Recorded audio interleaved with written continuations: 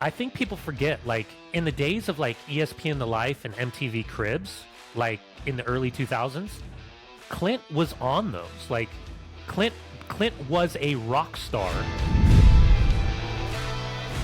What's going on, everybody? Welcome back to Inside American Soccer. I'm your host, Tom Bogert, joined by my friend, one of the greatest players in U.S. soccer history, veteran of 3 World Cups, and much, much more, Tab Ramos. Tab, I'm happy about today. I know that you're probably snowed in here.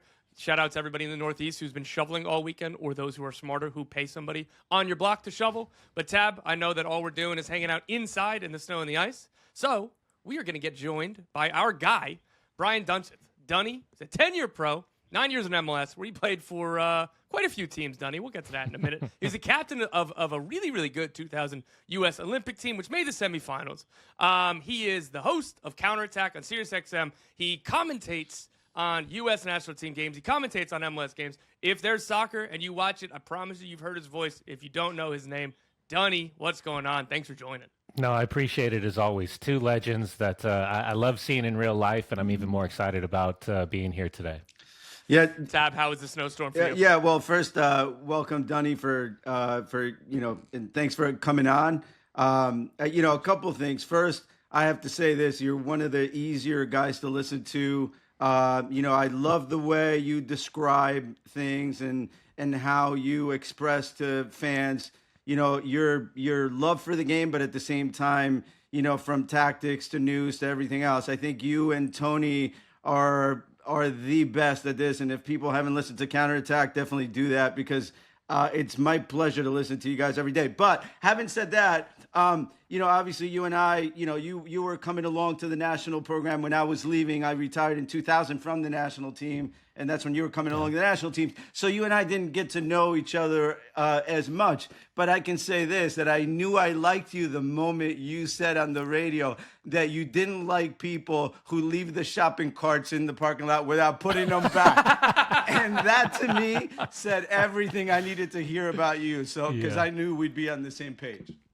Oh, I appreciate that, Tab. Yeah, legend. I can tell you that I hated playing against you because I could never get close enough to even put a finger on you, much less put a tackle on you.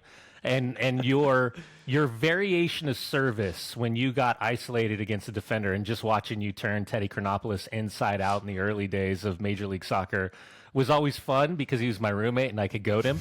But also, man, you were a pain in the ass to try to judge on your services, because either getting down the end line for cutback balls or that early curling ball in where us as center backs always hated facing our own defenders, or that quick combination where I was turning like the Titanic and I didn't have a chance to stay with you. But also, before we go anywhere, I have one thing I've always wanted to ask you, and this is the Snickers commercial, because for all of us that were like coming through, and I can vividly remember, I was lucky enough to play with Alexi and Harksey and Winalda and get to know Tony, obviously, in this world.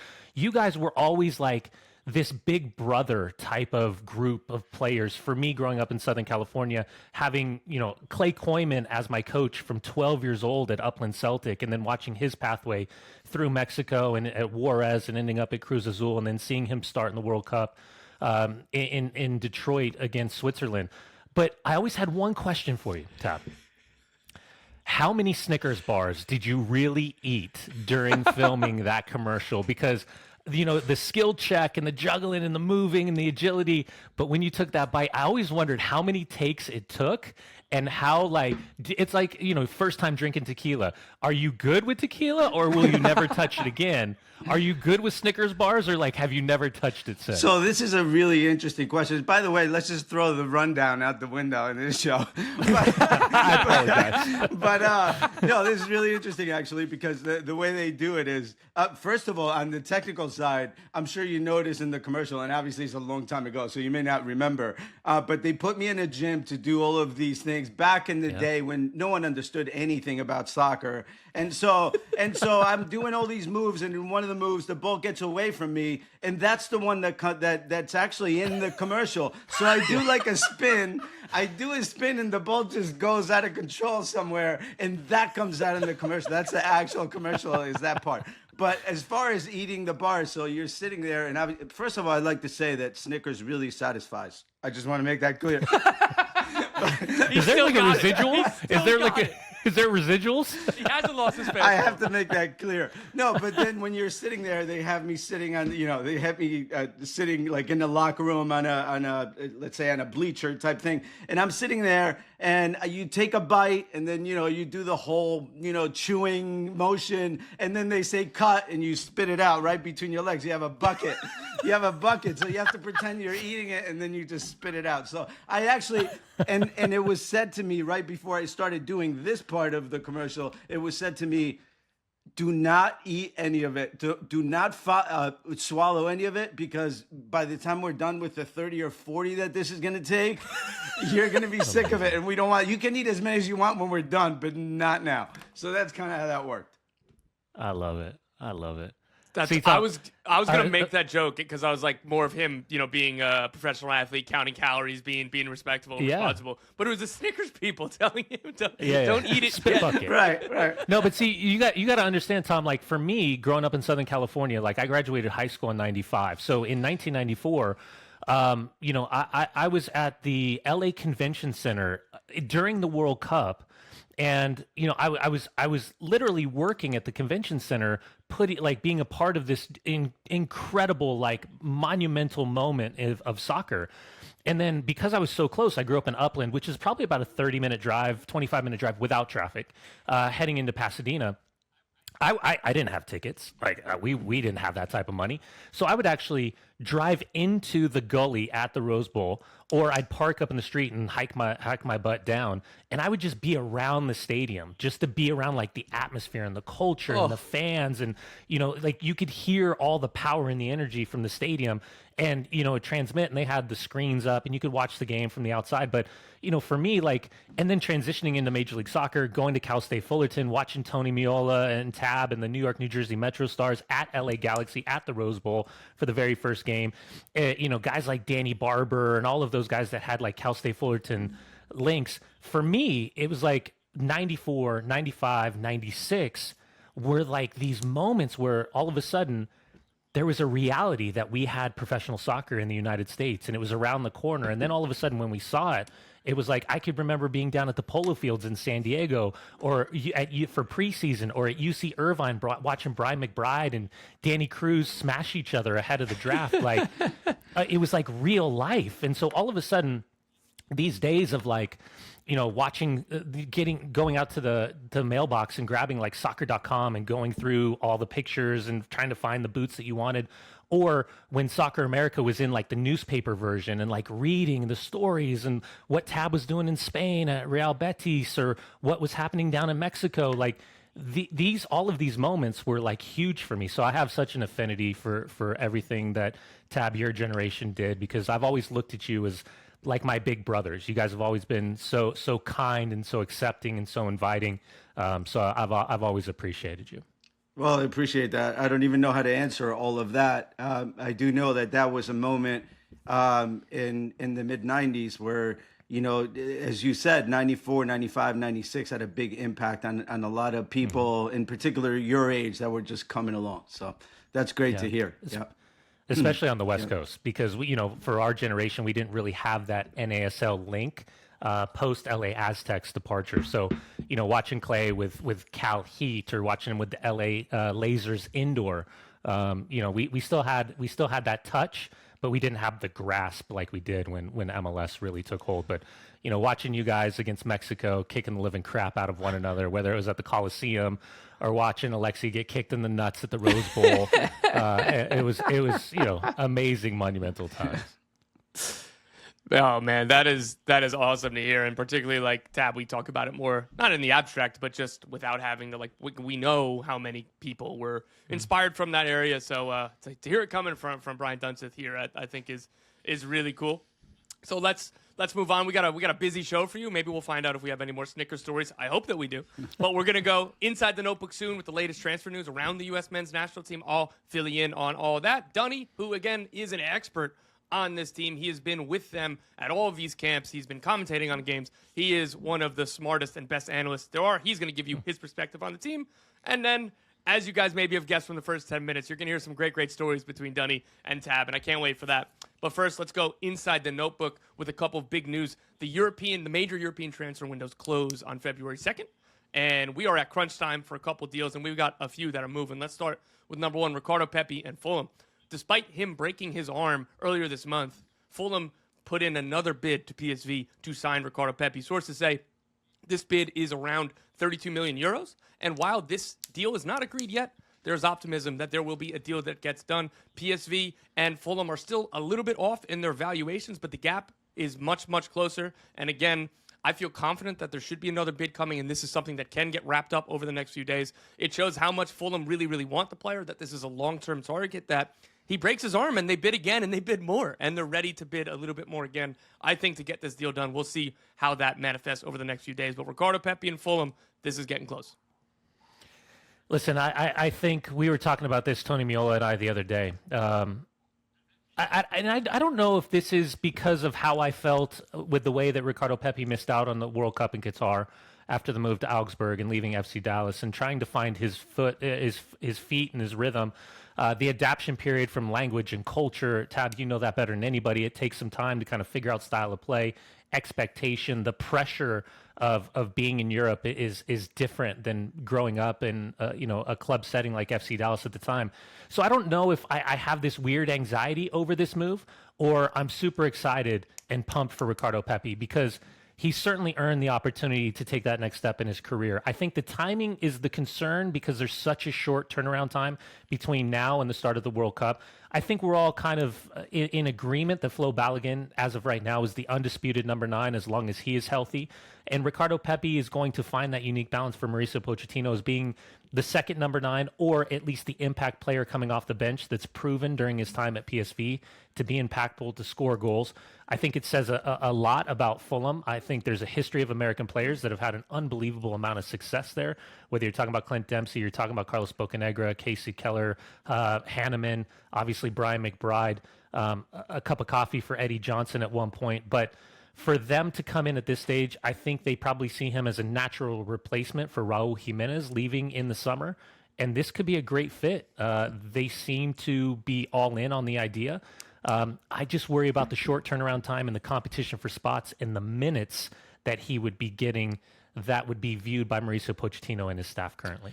I want to jump in really quickly. Sorry, Tab, because this is a kid who's always wanted to bet on himself. And when Ricardo Pepi was having bids he ends up going to Augsburg. And to your point, Dunny, I think more than culturally, that Augsburg team stunk. I don't know how much rough. he was supposed to score and do because he wasn't getting any chances. But Dallas was like, hey, we want to keep you for another 6 months, 12 months. We think that'll be good for your development, all that. As they're going back and forth with these teams and the bids get higher and higher, Ricardo Pepi's dad says in the parking lot of the facility, goes to the sporting director and says, there is no guarantee that this move is here in 6 months or 12 months. Like, this is my son's dream. This is an opportunity that we don't know if it's going to be here tomorrow. We have to take it. So I think that mirrors this Fulham one as well, because your concerns are fair. And he's injured right now. He's going to the Premier League. He won't have all that much time to reacclimate. But I think this is, hey, he has a chance. This is an opportunity. This is a dream. We got to take it. Yeah, I mean, I agree with all these points, and obviously not a whole lot to add to what you guys had to say. But I think, the timing is good for Fulham right now because they're able to get their man at a time where, let's say, he's down a little bit, right? Because they don't need him right away. And as Dunny said, certainly a replacement for Raul Jimenez, going into the summer and after. And from a PSV perspective, I heard Ernie on a show the other day, he talked about how it's not just Pepi that's injured, but they have other forwards that are injured as well. They know Pepi's not coming back for likely another 5 or 6 weeks at the very least. So I think this would be a great time for them to sort of move on and put their money on someone else, since they know they're likely going to lose them at some point anyway. And now they can get somebody right away that can help the team right away and get adapted to their style. So I think this may be the right time for both clubs to get this done. Next one, a big piece of breaking news that I broke last night. Alex Freeman is going to Villarreal. Villarreal and Orlando City have agreed to a deal. I'm told the fee is around $4 million right now, with add-ons of around $3 million, plus, crucially, a sell-on percentage. Alex Freeman is out of contract in 11 months. he would have been leaving for free to sign with Villarreal. His heart was set on that. Orlando was offering U22 initiative contract extensions. Freeman had decided, not this winter, it was before this, that I'm close enough to the end of my contract. There are teams that want me. It was known that Villarreal wanted him, and this was a good fit, and he had his heart set on that. A couple little notes on this is that Freeman wanted Orlando to get something. He loves this club. This is his boyhood club, and he didn't want to leave on a free transfer. I think this is a great outcome for all parties. Orlando, it's unfortunate that they let it get to the point it got.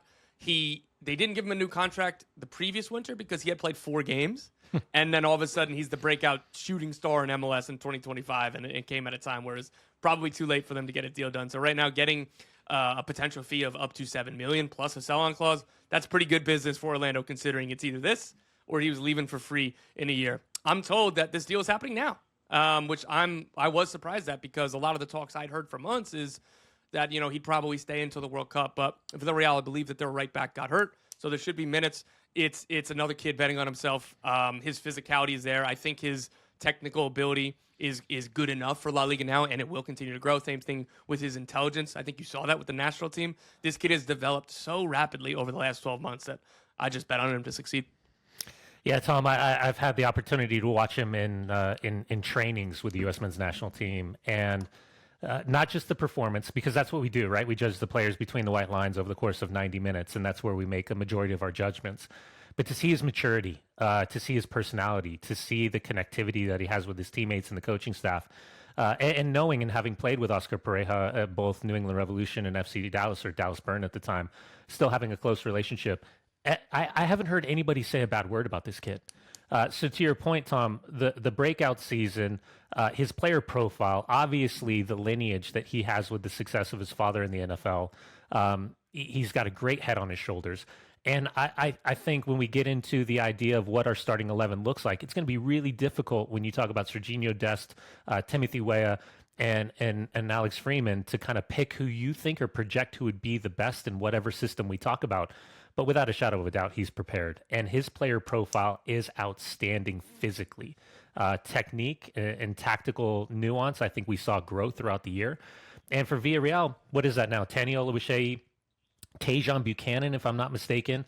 Correct. And now we're talking about a Villarreal side that is looking at these specific body types and then the players themselves that might match what they want athletically in their team and what they're trying to build. So I think this is a win-win for everybody involved.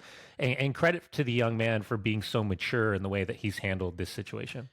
Yeah, he's certainly one of the ones that, Tom, you and I were discussing towards the end of the year as, one of the players that had made the most progress at the end of the year for the U.S. national team, and went from being one of those guys that potentially could make the final squad to, fighting for a starting spot. So I think that's where he is now. Now, from a Villarreal standpoint, as you briefly mentioned before, Tom, one Foyt got hurt this weekend, and it looked to me from watching the game, it looked like Achilles. I haven't read if that's what it was, but that's what it looked like.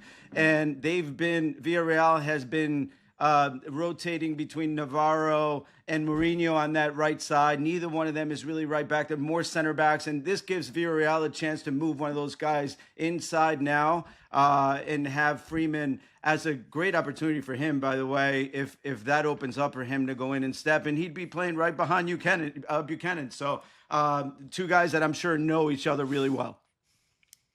Yeah, and like you said, Dunny's a good point, that this is a Champions League level club. They are fourth in La Liga as well this year, and they don't look down upon looking at MLS. And again, they've long been in for Alex Freeman and getting that Tani Oluwaseyi deal done in the summer. And obviously Tajon Buchanan wasn't directly from MLS, but his best moments were in MLS before he got to Europe, of course. I think that's very interesting. Alex Freeman, I think we'll have more to say, I think, in a week when the window's closed, so the deal will be officially announced. But Alex Freeman is heading to Villarreal. That deal is all agreed. Just the final paperwork and bureaucracy that has to happen for this deal to get completed. A few more here before we get to the next segment. Josh Sargent, we've talked about it a lot. There was a heated exchange between Sargent, the manager, and the sporting director. This came a few days after he didn't play in their FA Cup game as he's trying to push a move to Toronto. There was, what I was told was, the sporting director made a comment that referenced Sargent's family that Sargent did not like, and that led to him being visibly upset and the very, very clear sentiment from Sargent of, I'm not playing for this club again. So that is really disappointing to hear. And while there's no new update in terms of terms being agreed between Norwich and Toronto, I think that people would be a little bit more optimistic. Norwich insists that the $18 million bid isn't going to be enough. I think if Toronto ups that a little bit, it's going to happen. But Norwich also needed to buy some time to find a replacement. They're linked with some guys. So this is something to watch over the next few days. But in terms of his future at Norwich are saying, hey, if he apologizes, he can come back in. I don't know if I see that happening. So right now, the relationship is completely broken. Toronto and Norwich continue to negotiate. Toronto has not turned to other targets for the DP9 search. They are locked in on Sargent. Sargent has made it clear to everybody he only wants Toronto. He wants to go back for his family. And I think logic should win out and will win out, but TBD over the next however long, because the MLS transfer window does not close when the European windows does. So there is time for this to happen. Obviously, Toronto want it to happen as soon as possible, but negotiations are ongoing, and it looks really strong that Josh Sargent will not play for Norwich again. Yeah, Tom, I know there's a different group of leadership at Toronto FC, but obviously the history of Michael Bradley and Josie Altidore suggests that you could still have a fantastic continuation of your career playing for Toronto FC, and we all know that they pay extremely well. And so for Josh Sargent, whatever, and this is the nuanced conversation I love having with guys like yourself, because I never think situations like this are black and white. I think that I can reference points in my life, even when I got into really high octane verbal confrontations with Fernando Clavijo when he was my head coach in New England Revolution, because I wanted to leave. And he would always say, Dunny, the thing that it is, nobody wants you. And then I got down to Ray Hudson in Miami, and he's like, Briny, I've been trying to get you for the better part of the last year and a half. And I was like, screw you, Fernando. You lied to me the whole time.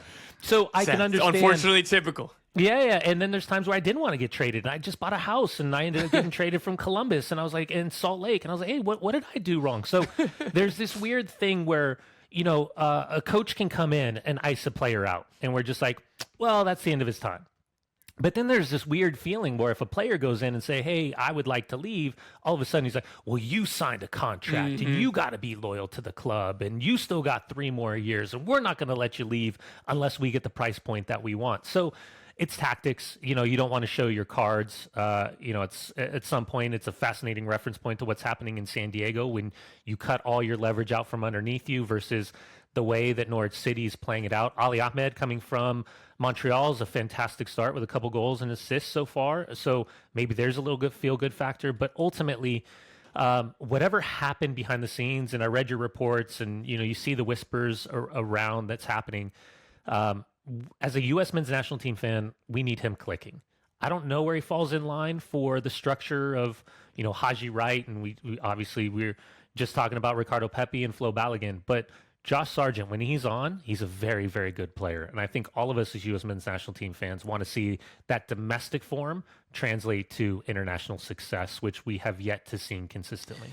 Yeah, I mean, you're right. And, I've had the opportunity to coach Josh, and to me, coming up over the last, let's say 8-10 years, one of the most talented nines that came across the national team, if not the most talented. He really has all the tools. I just think at this point, first of all, there's no turning back when all this stuff happens at a club, right? So at Norwich, I just don't think it's ever going to work now after what's already happened.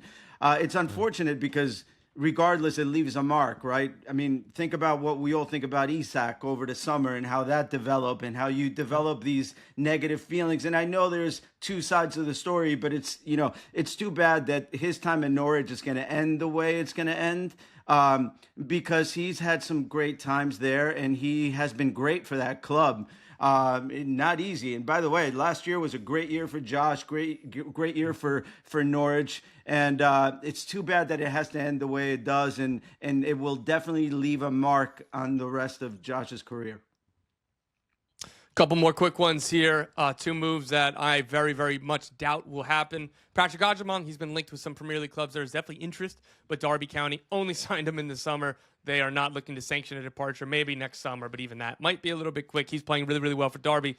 Nothing really to read into here. Another one is Diego Luna at Real Salt Lake. Celta Vigo and Espanyol are 2 clubs that have long had interest in him.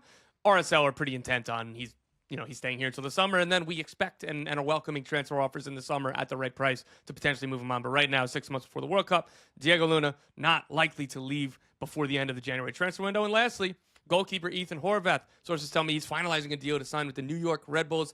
I believe he'll be their starting goalkeeper. He'll obviously at least compete for it. They only have John McCarthy and some younger players on the books at the club. But Ethan Horvath looking to get some playing time to maybe see if he can play his way back into the team. Dunny, any one of those three that you feel strongly about? Yeah, first off, I remember in the summer when Patrick Agyemang left Charlotte, there was this weird conversation that was happening, that was going around that was suggesting that he wasn't ready for the move, that he, from a development standpoint, from a game standpoint, that he wasn't ready.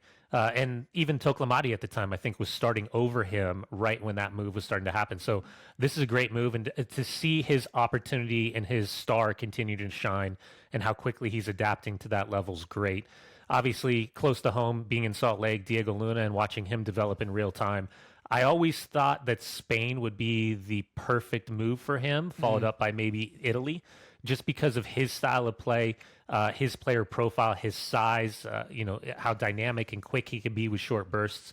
Again, another player, when we're talking about influence in the U.S. men's national team, I think could have a huge role in the roster construction for Mauricio Pochettino.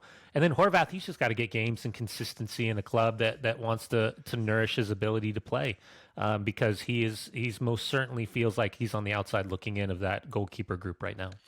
Yeah, Tom, I'm sure you want my expert opinion on Horvath at this point and how he's going to fit into the back of the technical side. Yeah. He, if he stepped out a little bit sooner on shots. No, I'll just have one quick comment. I'll just mention Agyemang because I haven't been on this bandwagon. I'm one of the ones that said, maybe he's just one-dimensional, and I watch him play for the national team, and I only see that diagonal run towards the left side of the box, and that's his only thing.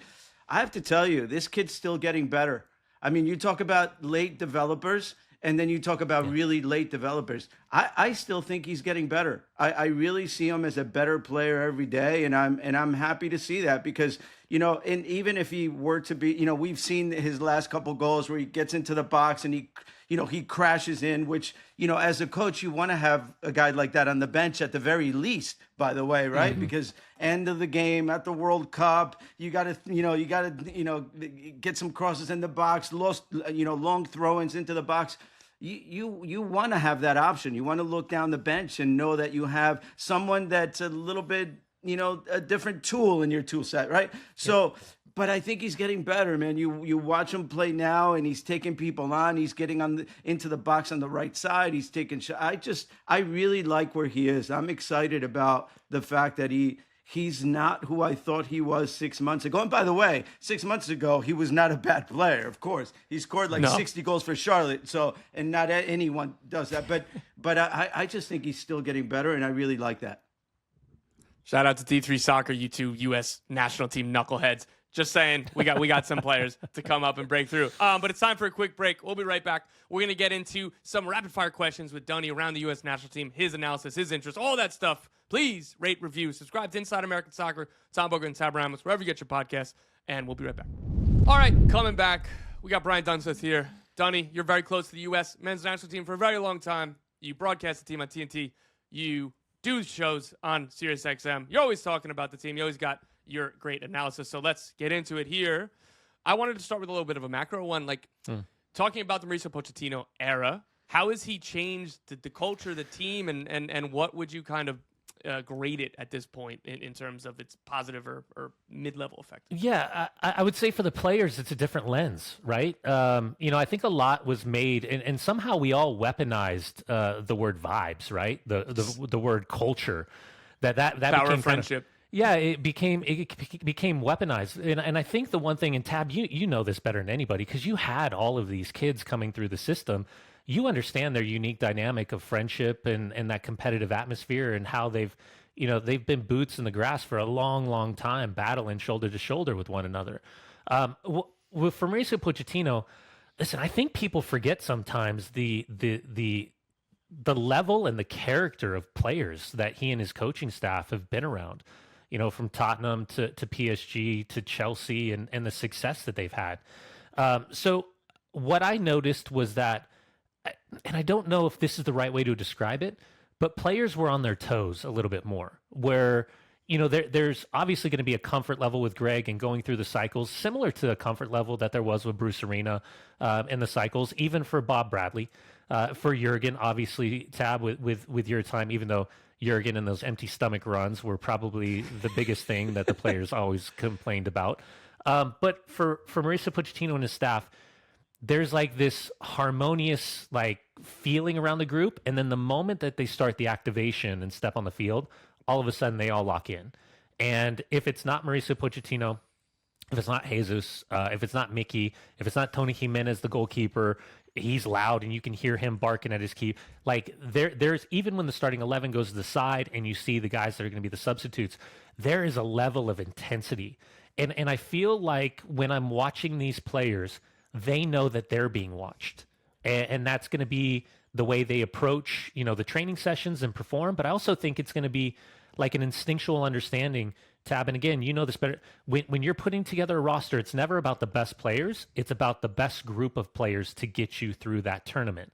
And you've got to have a bunch of good guys. You've got to have a great leadership group that can get maybe some of the knuckleheads or the outliers back in line if they need to be. And ultimately, I think for Mauricio Pochettino, what he's done is open a pathway for maybe a different set of players that wouldn't have had the opportunity had he not come in with a fresh set of eyes and a collective fresh set of eyes of what they want to kind of morph or melt this U.S. men's roster into.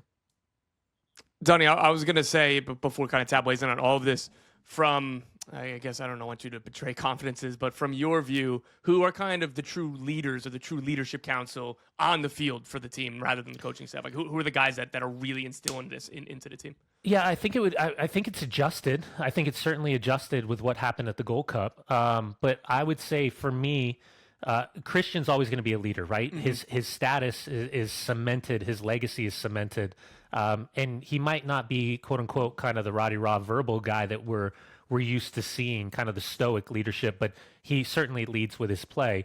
Weston is looked at as a leader because it's Weston, and he's got this gregarious personality. But when he turns it on, he's hyper focused. Tyler is for me. Tyler and watching Chris Richards grow, I think we're too. I mean, Tyler's Tyler, right? He's always going to be a captain mentality because he's for me one of the most competitive human beings I've seen on the field, with kind of this really lax, nonchalant, like I don't give a flying squirrel who you are. Because I remember at the All-Star game when he was like 17 against Juve. And we interviewed him right after, and I was like, man, how crazy is to play against Juve? And he's like, yeah, man, the way I look at it, it's just another team. And I was like, is he like incredibly cocky, or is he naive? Like, it was almost like when Bees and Landon started the World Cup. Like, they didn't know any better. So it's just like, yeah, man, let's go kick a ball around and have another game. I said Chris Richards. Tim Ream is just always going to be captain material for me. But I would say, without disrespecting, and I think Tim Weah has his own leadership capabilities because it's about a level of accountability and performance that he tries to set for himself, which I think bleeds into the group. So I think that's kind of the group in my mind that I look at that are the guys that everyone's going to kind of be paying attention to, how they're handling their business and how they're prepping and what they're consuming, prehab, rehab, post-game, all of that stuff. I think that's kind of the core group that I see. Yeah, I mean, you're definitely right on all those points. And I think if I only could add something, would be the fact that at the end of the day, these guys like each other, and that's American teams have that. There's a little bit of jealousy in old teams that you're on, but these guys truly root for each other. This is something that not every other country has, and that's something that we always use as ammunition for ourselves, right? I always looked at American players as two different things from my experiences of coaching them. Number one is they will run through the wall for you. They just need to know what you want from them. They don't want to go on the field not knowing what to do. But if you can express to them what needs to be done, what your job in particular is, they will do it. They will do it. Any of those guys will do it. And then number two was the fact that they like each other and they will fight for each other. And, I think the issue that we've all had in some sort of way over the last year and a half is the fact that we thought that, and you mentioned it, I think, perfectly when you said, Pochettino's been in front of, the top guys. Obviously, he was at PSG. I think he had Messi, Mbappe, and Neymar at the same time. Yeah. So it doesn't get bigger than that ever in the history of soccer, right? So he had those guys. So he wasn't going to be in awe of whoever we had. Matter of fact, now I know that he didn't know most of our guys because it took him a year to get to this point where we are now, right? A little bit over a year. I think now we're happy with what we're getting from the team, but this is really what we expected from day one. For some, we've been saying it for years. This team just doesn't have that gear. It doesn't have that fighting ability that other American teams had. How can we get that out? And it took a year and a half, but we're finally there. So I think, I'm happy that we're finally there. But at the same time, I think all of these things, all of these fights that we've had over the last year have been over the fact that, man, why is this taking so long, right? But he's certainly there, and we're in a good place right now. Dunny, is there something that the average USMNT fan doesn't, really understand about the group or the dynamics or what is going on around the team? As you're asking that question, I already had something in my mind without knowing where you were going to go with this, without looking at the rundown. And I think the one thing, Tab, and you being of American and Uruguayan descent and seeing the game in so many different versions, of countries and players, this melting pot that we have, when we get to play the game at the highest level. I think the one thing that I was constantly trying to figure out a way, and obviously in these short bits when you're on television, you only have so much time to get into deeper conversations. But I always think about Mauricio Pochettino, the player, and thinking about his pathway as an Argentine defender, and from Rosario and into Espanyol and heading over, his time at PSG and playing in the World Cup and, playing for Loco, Bielsa and kind of like all of these things, how that shaped who he is. And then, the collective group with Miki D'Agostino and Jesus and Tony Jimenez and his entire staff. I always wondered in like the transparent moments where you could either be a fly on the wall or you could have like a really open and honest conversation, how the view was after the first couple of camps of how they were viewing not only the quality of the player, but the mentality of the player and then kind of the personality of the player. And to your point, Tab, after a really tumultuous 2025, that was a lot of unnecessary drama, it almost became necessary for Mauricio Pochettino and his staff to create whatever they've created behind the scenes that even, us as former podcasters, broadcasters, former players, people around, that we always kind of like hear the whispers. But it wasn't until the September, October, and November window where I felt like, to your point, Tab, we finally got a great understanding of this competitive desire. And it was almost like I don't want to say dumb it down, but we peeled back the onion so deep to like the core, like, hey, let's restart. What are the non-negotiables? We talk about style and talk about tactics and all that stuff. Great. But like, what are the non-negotiables for the moment that you walk through the door? And I felt like that's one of the things that got us to the point where everybody was really happy with the way that the last three windows, because outside that first half against South Korea in New Jersey, when he switched to the back three with Chris Richards, and Chris Richards had that ankle knock, and had he started, maybe, the four in the back is still, the shape of choice. But all of like these little dominoes that start to fall, and like reintroducing a Christian Roldan, who was a great role player for the group at the World Cup in Qatar. I just always wish I could have been a part of those conversations to truly understand how he got to ending out was a successful 2025. But God, that June, July window when they were playing Turkey and Switzerland and heading into the Gold Cup and, obviously big names and big players and big personalities, it became a really dramatic moment for U.S. soccer, for the players, for the coaching staff. It was kind of wild to see this year play itself out, because I think a lot of us were really concerned last summer that we were looking at a repeat of potentially what the Copa America was a few years ago down in Atlanta. That was my worry too on that one. I thought that's a really excellent answer and nuance. And like you said, like a lot of the stuff that even again, not just saying fans, like media ourselves, the people who can't be in the locker room or around the locker room, and all you can do is kind of judge on-field performances and tactical decisions, and particularly managers. And I've spoken to a few coaches about this who kind of stress the importance of like, look, I get it. Like I'm going to get criticized for like my subs, but it's like, dude, that's like 20% of like whether I'm successful or not. Yeah. It's like 80% of man management and everything that leads up to what everybody sees on game day. Because like, if I take out a right back and put in a wing back or something like that, like, that's important. But what's most important is all the work that happens within the group on the training field and everybody being bought in. And it's difficult to talk about it because it's easier to criticize somebody.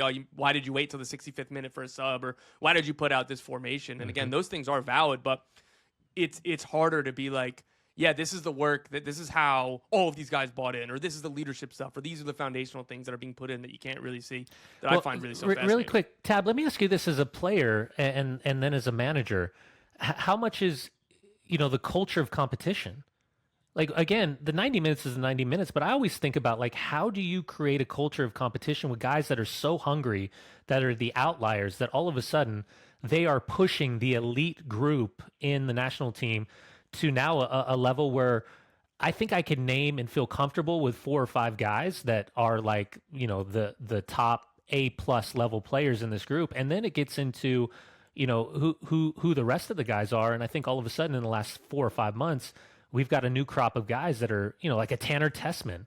Where does a Sebastian Berhalter lie? Where does a Christian Roldan lie? How's a Diego Luna versus a Malik Tillman versus a Gio Reyna versus a Weston McKennie in those midfield positions? I think about the culture of competition might be the most important thing that Mauricio Pochettino and this group has. And that starts in training, right? And that's where it starts. I think this group, and for all the good things that, Greg Berhalter did with the team and through the World Cup in 2022 and all of that, I think the team, there was a culture created of going to the training sessions to go through exercises, to go through patterns, to go through pre-programmed plays, and it wasn't so much about the playing and about the winning. And I think, it starts in practice with competition, just like you said. And the competition is as little as the 1v1 going to goal, the 3v2 going to goal, the transition games that you do is how much you win.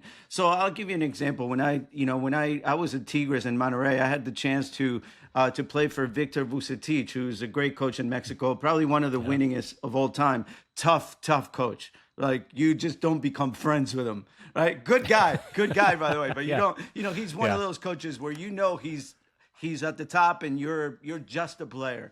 And he said to me at one point, he goes, "Hey, I noticed in your career you never won anything. I worry about that." Oh my God. No, just like that, right? And it's difficult. Think about it as a player. This is a team game. At the end of the day, it's not like you measure yourself by rings, because it's difficult. You have to be first of all, you have to be a great player, obviously, in order to be on a great club that wins things, right? So that part is not easy. But having said that, I put myself in an environment at Tigres where I made sure that every single practice we had, whether I played a 4v4 or a 5v5 or a soccer tennis or whatever I did, that I won. Because then I went to him and I said, "You saw that, right? I won." And no, and I'm not exaggerating. I actually did that, and through the year I didn't lose like a 2v2 or 3v3 or going to goal. I try to win everything, and that was part of him maybe getting in my head, right? For me to be at my best. But all these little things are really important, Dunny, to have the players play at their best. And I think, as you said before, we sort of don't know how he did it. We don't know when Pochettino and his staff were in a room. We don't know what they discussed. But the fact is, even if you're Serginho Dest or Anthony Robinson right now, you have to be a little bit worried about, hey, am I going to be the guy or am I not going to be the guy? I mean, there's no discussion that Anthony Robinson was our best player for the last 5 years. Maybe 4.5, right? He was our best. He was good every time he was on the field, and he won games for us for that position.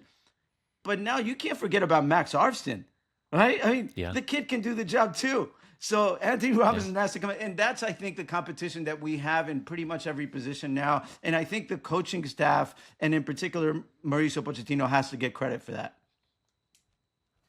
I agree on that front, and that's a good transition to, it's difficult to name a starting 11, and I think that this is going to be a fluid process all the way through the World Cup and in the World Cup. But Dunny, we do this most weeks or every other week sometimes, but I think people are sick from hearing from Tab and I about what we think our 11s are. So Dunny, why don't you give us a USMNT Starting XI? You know, Tab, a good friend of ours, I call him Wreck-It Ralph hands, Tony Miola, was always saying to me, I mean, his hands are massive. Like, you know this. It's big paws, baby. Yeah, he just Donkey Kongs people on the top of the head when he gets mad.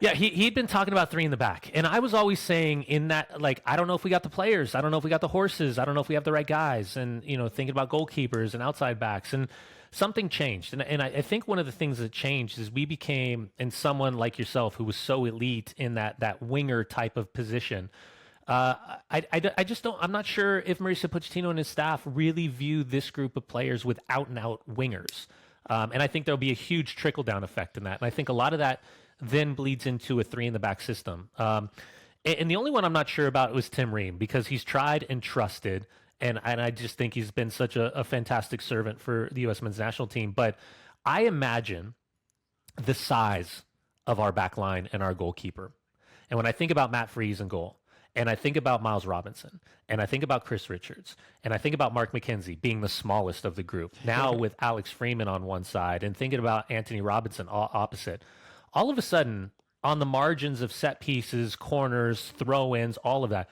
we got really big. We got really, really athletic all of a sudden. So those were the kind of idea of playing a hybrid of 3 in the back / 5 in the back. Flo Balogun, undisputed number 9. Christian Pulisic, for me, sits in that pocket 10, a little bit more on that left-hand side. I think as long as Tyler's healthy, you're going to play Tyler in that sitting pocket. So 5, 6, 7, 8 spots for a couple of more. If Gio's healthy, God, I don't know what it is about my love affair, my man crush on Gio. I just think that his player profile is so different than the other guys in a moment where you want him to speed it up or you want him to slow it down. You want a guy to get in the rhythm of the game. He's kind of always going to be my outlier in this group. But I'm really intrigued by Tanner Tessman sitting with Tyler. But I think with you got Weston McKennie in the field and the job that he's putting in for Spalletti and for Juve right now, he's going to be my box-to-box kind of connector between Tyler and Christian. And I still can't figure out the right position for Tim Weah in this conversation because I know that he's an impact player off the bench that's going to be phenomenal, but I don't know how to get him into the starting 11 if Jedi is on one side and Freeman's opposite. So that's kind of the framework with 3 in the back that I would go with as of right now, considering there's still some guys like, where do you put Luna? Where do you put Aronson? Where do you put Alex and Dejas in this conversation? All of a sudden, we've got a lot of competition for kind of that creative midfield role. It makes it really difficult to pick out. Dunny, quick follow-up. Are you psychopath? Yes. I've never heard anybody get asked a starting 11, and I think you named 3 center backs, a center forward. Yep. Then, two outsides. So there's my 5, there's my 6, there's my 7. There's my 8. Because I was leaving it open. There's my 9. It's my biggest. It's honestly, it's who plays next to Christian is my biggest question. Everything else I feel like I've got the frame. Yeah, because I went like this, and then I went like this, and then I went this, and I was like, okay, over here. So I think it's Weston. Seemed like a 3-5-2 to me. Yeah, it's close. Yeah, I love that the Tab picked up on it. I was trying to put the string theory on the board of who goes there and where. Yeah, Tab was like, no, I'm right with you, brother. Yeah, no, I feel like I'm gonna have a date night with solve the murder with my wife at any moment. That's how my mind works. But again, Cal State Fullerton, 3 semesters. You can't expect much from me. On McKennie really quickly. So. You like him kind of in the box-to-box role rather than next to Pulisic in the attacking line? I just think he's and how do I say this without like shading anyone else? I think Weston McKennie's mentality is a monster mentality. I think that after what was a surprising move to a lot of us at Juve to then bet in, to effectively being threatened with departure each and every offseason, to win the trust and the faith of the manager and managers, to almost become undroppable. The consistency of his performances, and I don't think anybody, and I know it's a different time and it's a different era, but for him to have 9 Champions League goals and Pavel Nedved to have 11 Champions League goals, and again, different format, different games. Tony Miola was letting me know that the other day. I was just telling him he was old. He also doesn't like the weight of away goals in Champions League format. Well, whatever. So talk about psychopath. I think just Weston for me is, how do I say this correctly? Undroppable? I think he's our most well-rounded player. Like and that's been part of the conversation about him, is that he's very good at a lot of things, and you're trying to figure out, like, again, like Pulisic, you talk about his dribbling technique. It's like, that's elite. And I'm like, all right, McKennie's is good, but it's not elite. It's like, well, his engine is really good, but like Tyler Adams is kind of elite. His ball winning it's just like, he's so good at so many things, which is why we have this positional discussion all the time. And this week, I'm sure you saw, the Juventus manager came out and goes, quote, McKennie would be the perfect center forward. He is one of the best in that role because he's always where the ball is. He fights for every ball. He's good in the air because of his impressive elite. He attacks the space behind like nobody else. We don't only have Jonathan David. We also have Weston McKennie, who does a bit of everything. Now his manager's saying he might be a center forward. Yeah. And chopped up Napoli. Yeah. He is better than everyone else at getting into the box from a deep midfield position. Yes, 100%. And so, I had a coach a long time ago, Jorge D'Alessandro, who said, I was talking to him about a certain player, and I said, hey, I really like him. And he goes, why do you like him? And I said, well, because he's good at this and he's good at that. And he said to me, he goes, well, I don't like him. And I said, well, why? And he goes, well, when I watch him play, he's pretty good at creating in the middle of the field. He's pretty good at receiving with his back to goal in play, and he's pretty good at getting into the box. He's decent in the air. He's not bad at tackling and winning balls. But you know what? Every time I watch him, and in any of those situations, he's only pretty good. I want somebody that's great at something, and I have to tell you, there's no one like McKennie getting into the box. And if McKennie becomes that third, and I think Dunny and I agree perfectly on the lineup, except whether that would be Freeman on the right side or Dest. Who knows? It could potentially be Weah too, right? Depending on what, how much we're dominating a game. Because if Paraguay is sitting back in the World Cup, I can see us going to like a Weah and using him more like a winger, right? So that could happen. But I have to tell you, I think, having Tessman and Adams with McKennie is a little bit more advanced, knowing that McKennie can get into the 6-yard box of the other team to finish plays. That's huge, because with Christian coming in to receive and having now Balogun and having McKennie coming from behind, I think that's dangerous. And he does that better than anyone else.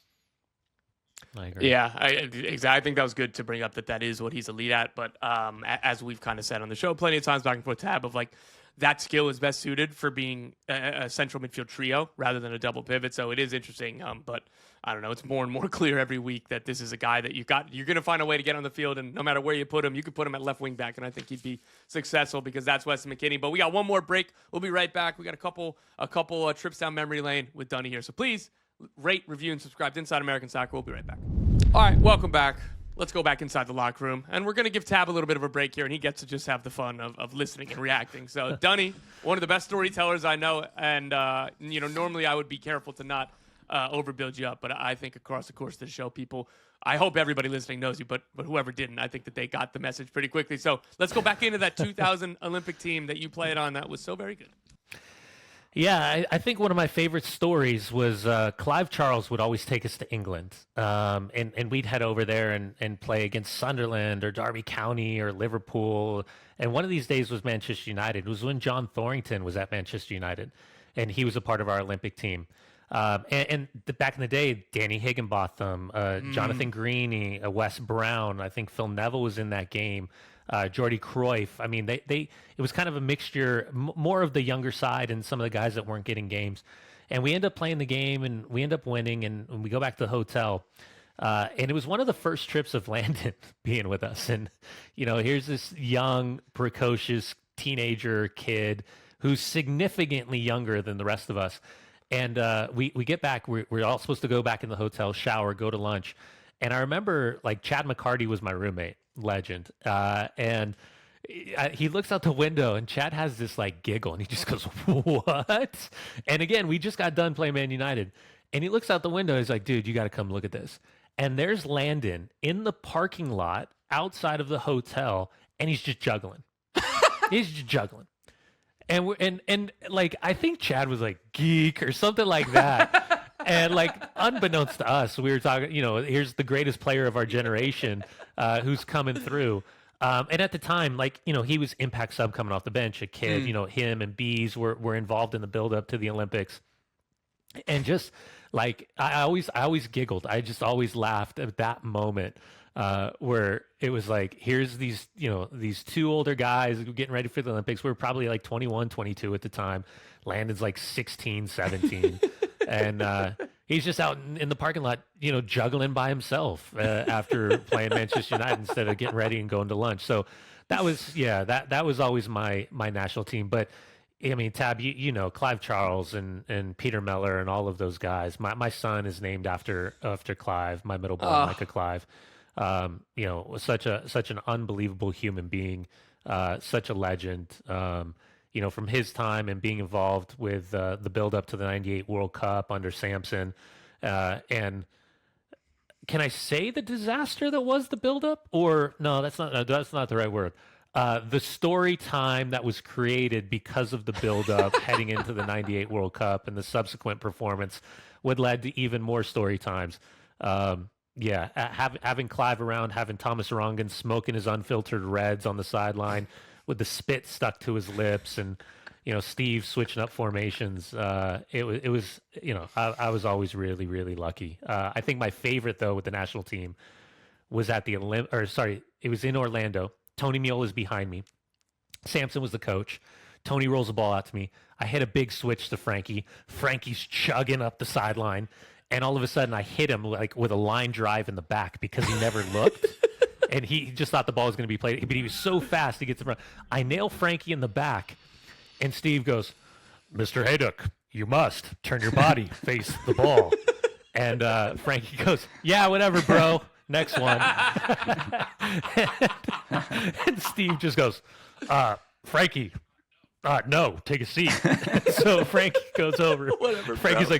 yeah, whatever, bro. And he goes over, and Frankie goes and he sits in at the ESPN whatever fields that we're on. Yeah. There's these giant grates in between the fields, and Frankie goes over, sits down, takes a piss into the grate. And at that time, Sampson turns. He goes, Mr. Hayduck, what are we doing? We are professionals. We must not do this. And Frankie's like, I don't know, bro. I just had to take a leak, bro. Not a big deal. That was I just remember looking back at Tony, and I just pulled my bib over my face because I was trying not to laugh hard. And Tony just goes, what just happened? And I mean, Meatball. It was brilliant. So yeah, that was one of my favorite national team moments. But these are all the great scenes behind the scenes that people don't know about. That regardless of the club you're at or the money anybody makes or anything else, these are all the stories that anyone ever remembers. Right? The funny things that happen. I think and I know you've played with these two guys that I'm going to ask you about, because I think most fans don't know much about them, but I wish they knew how great these two guys were. And one is John O'Brien, and the other one is my favorite, I think, American player of all time, and that would be Clint Mathis. So can you just give us a little bit about what it was like to play with those two guys? Yeah, I mean, Johnny and I grew up playing against each other in Southern California, and he was either on AGSS with Afshin Gotbi, or he was at Cal Flyers at the time, and I remember he was just the best player in Southern California by a country mile, and he went over to Ajax, and I remember when he came back, we caught up, and it was just the little things, what's the life like, what's training like, and he was, one of the things he always talked about was the individual training was just in the racquetball courts and you would just have a ball. And you just have this repetition, left, right, touch, bounce, laces, outside the right foot, outside the left foot. And then he would tell us stories about like how, the OG Ajax group. I mean, this is like 93, 94, 95 Ajax. So this is like, talk about a footballing education. He was telling a story about how he was the ball boy and how like De Boers and Rijkaards, and they would like teach them like speed the game up, slow the game down. We were just having this conversation and the jokes about the towels and the long throws for Deutsche. He didn't like the towels for Nottingham Forest game the other day. But like all those little fun stuff. And then finally Johnny became so Dutch that we used to joke that he would get dressed in the dark in his closet because he'd come out and he'd have like bright yellow and bright orange and this look, and he was super Euro. Like you could see his DNA from how tight his pants were and all the fun spots. So Johnny, my favorite memory as a player of Johnny, we were playing against Liverpool, and it was against Danny Murphy. And Paul Ince and Steve McManaman and Friedel were sitting on the sideline, and Danny Murphy was just crushing people left and right. And all of a sudden, Johnny pops up. Slide tackles Danny Murphy, pops up, nutmegs him, and then chipped the keeper from like 40 yards. And we were just like, Johnny O. Johnny O's in the house.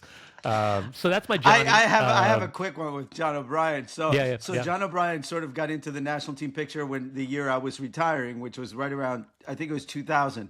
So at the time I was, like 33 years old. So we're playing a qualifier in New England. I recall this, and there's not much I remember at this point because I'm too old to remember, but I do remember this. I remember that I got a ball in midfield and I went to play a through ball and lost it. And John O'Brien says to me, "What are you doing? You can't lose the ball there." And I had never in my career had anyone tell me you can't lose the ball. Yeah. Never. Yeah. I never had a player ever tell me that. And he must have been 19 or 20 at the time. I don't know how old he was, but I was like, man. Yeah, we would have been like 22. Right. Yeah. So I remember thinking, man, I really like this kid. If you ever get Johnny on, you got to ask him about the transfer to Barcelona. Ooh. You got to hear his story, because if things had gone just slightly different, Johnny O'Brien would have gone from Ajax to Barcelona, which would have been incredible, and he would have fit right in. I mean, I think he was one of the most elegant players that I've ever played with, and had he not, and I think it was right around the Olympics when he played through with a calf issue. Man, what could have been and what would have been in terms, and he was always up for the big tournaments. He could get himself fit enough to get through the big tournaments, but he just couldn't stay healthy after, it was like the start of one injury, then led into another injury by the time and it was just this crazy trickle down. It actually reminds me somewhat of what's going on with Gio. And I remember asking Christian when he made the move to AC Milan, what was the difference? Because physically he was so healthy. And he referenced that he was starting games and playing games. So I'm constantly in my mind using that as the reference point. Like if Gio could find a coach and a system where he could start every single game, I wonder if that would deflate the amount of injuries, because, the warm-ups, the cool-downs, jumping into a game at full speed, all of that stuff's a little bit different. But, yeah, those are the ones. Clint Mathis, talk about a character. I played against Clint when he and Wolfie were at South Carolina, I believe. And they were out in it was like a Santa Clara type of tournament in college. And his attitude, man, like his presence was rock star quality. But you knew Clint was on the field. Like you knew Clint was on the field. And so then when he got the draft and went into the national team, he was in that Orlando trip where Harksey and Waldo fell in love with him in the build up to 98. He was, I think, only like 2 weeks. He was 2 weeks too old to be. I think he was a 76, so he's 2 weeks too old to be with our group, with the Olympic team. And talk about such an addition, like him and Wolfie and Connor Casey, Benny Olsen and Chris Albright and Johnny O in the pocket, Petey Vinus. Like we would have been outrageous with Clint, but. Yeah, listen, on the field, off the field. I think people forget, like, in the days of, like, ESPN The Life and MTV Cribs, like, in the early 2000s, Clint was on those. Like Clint was a rock star. And Tab, I know you spent plenty of time with him on the field, off the field. I mean, I can remember like one night being out. He's like, "We're going out. You're in town. We're going out and going out." And it was like we were at like One Oak, and it was like the dude that sang, like the rapper that did like Jump Around from House of Pain was like just the three of us, and we were like chatting. What? You know, Clint. Yeah. Just. I mean, Clint knew everybody. That's like incredible. Everybody. And then even when we were out here in Salt Lake together, he is the most gracious human being, the most respectful human being. Yes, pleases, no thank yous. Yes, ma'am. No, sir. At a time where he was like at the penultimate like financial success of his career up in Park City, every day after training, he'd be like, "Hey, Trace and I are going to take the boat out. Do you guys want to come?" You know, always like, "I got you." And he was taking care of everybody, like all the guys that didn't have any money, buying them lunch, taking care of everybody. He is such a gentle soul, but at the same time, the most competitive human being I've ever been around in my entire life. Like, you go play golf, I'm a lefty, he was a righty. He'd smash one like 320 yards. I'd hit mine, and he'd be like, "Oh, let me have a swing." And then he'd go lefty, ambidextrous, and hit it like 280 right down the middle. And I'd be like, "You MFer." Like, whether it was like playing like basketball or just kicking field goals or playing cards, like he was just like, you would never believe it based on his body type, because he had a different body type than everyone else. He was never going to be like, I remember the joke coming in, he like, we did our body fat testing at the start of preseason. He was like 22, and we all started like laughing, 22%. And he just laughed, and he goes, "Why do you think they call it preseason?" Like, this ain't the season. This is preseason. I'm going to play myself back into fitness. And yeah, I mean, he's just, he's an incredible soul, incredible person. I've got the utmost love for Clint. And I have to, obviously, because I was roommates with him for a little while too, so I got to know him really well. But I also try to keep him a little bit in check, right? And because he is a great person, he is very respectful. He was always respectful with me. He tried to kind of play the game that way. But I have to tell you, for me, he had more tools than any American player ever, and he was just as great a person off the field. But I have to say, I've never seen someone, when you talk about tools, someone who was excellent technically, could shoot with the right, could shoot with the left, could shoot free kicks with the right and the left, which really very few or no one can do. He was good in the air. He was fast. He could take you on 1v1. He had everything. Yeah. By the way, to your point about either feet, the first goal for Real Salt Lake, I was lucky enough to score back in 2005, the very first home goal, and it was Clint. And I knew that Jason Christ was going to make the first run, and he was going to be chased. I knew that Eddie Pope was going to make the second run. But Clint and I had already talked about that curling ball around, and he takes it so quickly that I get a jump on. I think it was like Richie Kachow was the guy was defending against me. And Clint actually, on purpose, the way he hit it, it almost fainted like it was going to go to Jason and Eddie. And the way he hit it, it bounced, and like Joe Cannon couldn't come out. And then I just laid out, and I scored a diving header to win the game. But like, as much as I was like proud about my header, Clint knew what he was doing. He had already the quality of the service, the spin, the curve on the ball, the weight of it, everything. He hit it with the inside, and so he just knew. And you saw him in training, like his ability inside right, left foot, outstanding. But yeah, he meant to do it on purpose, and I don't ever think he gets enough credit for that assist. That's a good point, man. Listen, Dunny, we could sit here and talk with you forever. Again, everybody, listen to him on SiriusXM. Listen to him when he calls USMNT games. Listen to him when he calls MLS games. Dunny, before I let you go, we'll just do a quick post-game interview here. If Bruce Arena was here and was giving his assessment of how you performed on the podcast today, what would he say? He would say something like, "Brian Dunseth just told you all he knows about soccer in the first 10 seconds of the interview. And Tommy Bogert, you're a knucklehead. Cut your hair. Tab, I love you." Yeah, Tab, you're all right. Tab, you're wasting okay, your time. Tab Ramos. Dunny, you're the man. Thank you so much for the Sorry, time. Bruce. Love you. Appreciate you guys. Thank you so Bruce, much for having Thanks, me. Dunny. Tab, thanks as always. And everybody, thank you for listening to Inside American Soccer. Please, if you're enjoying the show, rate, review, and subscribe. That's how people can get discovered to the new show. Please continue to leave your questions and comments on all of our platforms. We're on Twitter, Instagram, TikTok, and YouTube, wherever you find your podcasts. We'll see you all again very, very soon.